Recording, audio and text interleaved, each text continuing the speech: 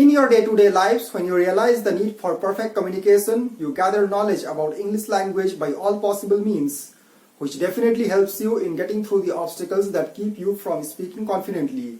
But after every speech or conversation, your optimism begins to jeopardize. As a result, you start questioning the correctness of the sentences you spoke. In order to help you differentiate between correct and incorrect sentences, I am here with today's topic, that is sentence correction. Now you will come across a set of 20 sentences and all of them are wrong. And as usual, if you want to guess the right answer before me, you may pause this video. Let's begin with the first one. I selected him because I had only one choice. When you have 3, you have 3. When you have 5, you have 5. But when you have 1, you have none. That is choice. Which means, if I have only one choice, I had no choice. The correct sentence will be, I selected him because I had no choice. Okay? I am not so perfect at this task. You are either perfect or you are not. There is nothing in the middle. That means, I am not, let's strike out this so, I am not perfect at this task. Okay?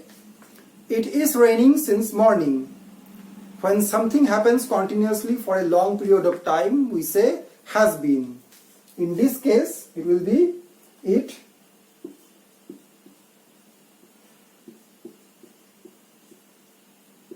has been raining since morning. Okay? The police is coming. This word police is not in singular.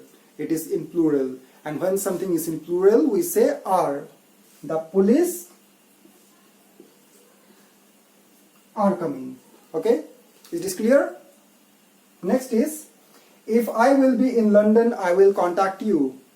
What's wrong with this sentence? The first part of this sentence is wrong. That is, if I will be in London. It will not be, if I will be in London. If I am. If I am in London, I will contact you. Next is, me and John live here. What's wrong here? It's not me and John. First of all, let's strike out me and it will be John and I. John and I live here.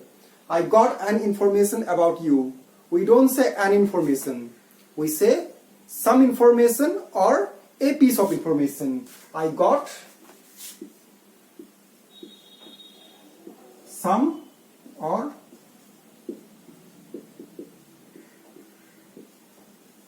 a piece of information about you. Joseph has 2 son-in-laws. It's not son-in-laws. It is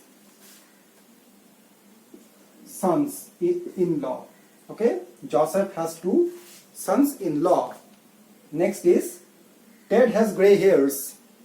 We don't say hairs. We say hair. That's why the correct sentence will be, Ted has gray hair. Okay? 7 Rafale aircrafts arrived in India. This sounds correct, but the thing which is wrong here is, it's not aircrafts. We say aircraft. Aircraft is never in plural. It's always written in singular form. 7 Rafale aircraft arrived in India. Next one is, my brother works in abroad. Had this been the name of a country, we would have said in. My brother works in the US. My brother works in Singapore. But when it is abroad, it's nothing. My brother works abroad. Okay? We are going to see a movie. When you look at something constantly with concentration, it's not called seeing. It's called watching. That's why here it will be watching. We are going to watch a movie. Okay? John's car broke down when he was driving to home.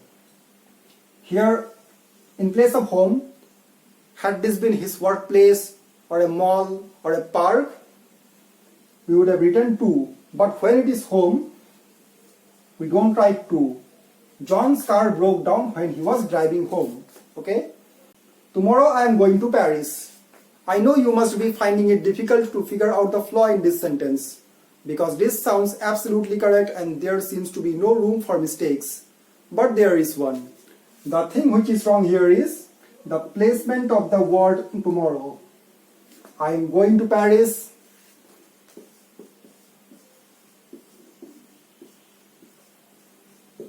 Tomorrow. Tomorrow, yesterday, today are always placed at the end of the sentence and never at the beginning. Next is, wild animals belong to the jungle. There is always a difference between belong to and belong in. Belong to denotes possessiveness and belong in denotes a particular group or an area. In this case, jungle is the area. That's why here it will be wild animals belong in the jungle. Wild animals belong in the jungle. Next is, I cannot cope up with this pressure. We don't say cope up. We simply say cope. That's why I cannot cope with this pressure. I came to office by walking. Again, we don't say by walking. We say on foot. I came to office. So let's strike out this by and walking. I came to office on foot. What is the time in your watch?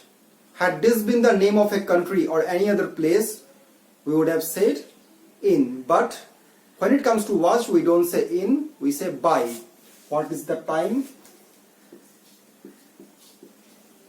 By your watch. They cooked the dinner themselves. This word, they, is in plural. If this one is in plural, this also should be in plural. That's why they cooked the dinner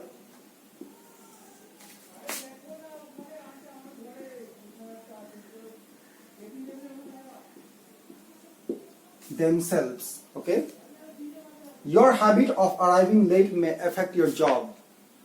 This may sound correct in spoken form, but when we write, this word affect is wrong because this one is the noun and we need to write the verb. And the verb is affect. A. Your habit of arriving late may affect your job. If this video was helpful to you, like and subscribe to this channel. Also press the notification icon so that you don't miss any upcoming video. Take care and see you again in my next video.